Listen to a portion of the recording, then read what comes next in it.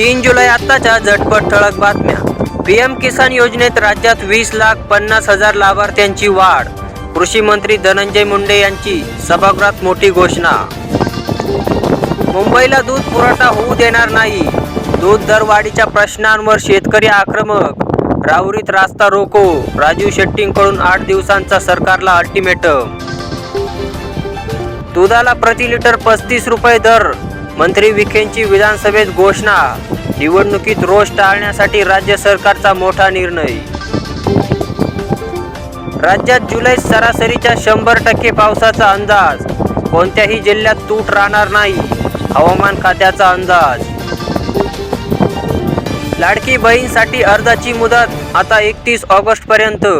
शेती उत्पन्न दाखला, रहिवासी प्रमाणपत्राची अट शिथिल। मुख्यमंत्र्यांचा मोठा निर्णय। दुग्ध मंत्र्यांचा नवा प्रस्ताव। दूध उत्पादकांना अमान्य। चर्चा नको, दुधाला 40 रुपये भाव द्या।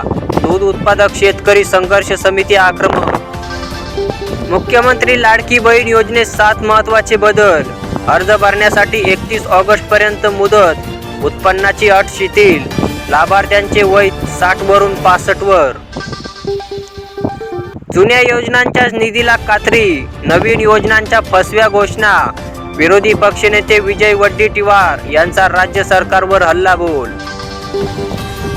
जरांगेंच्या घरावर ड्रोनच्या गिरट्या। अंतरवाली सराटीत रात्री उशिरा उघडली घटना। टेहाळणी केल्याचा संशय। पोलिसांमध्ये तोंडी तक्रार दाखल। पालखी वारीत चोरट्यांचा सुळसुळाट।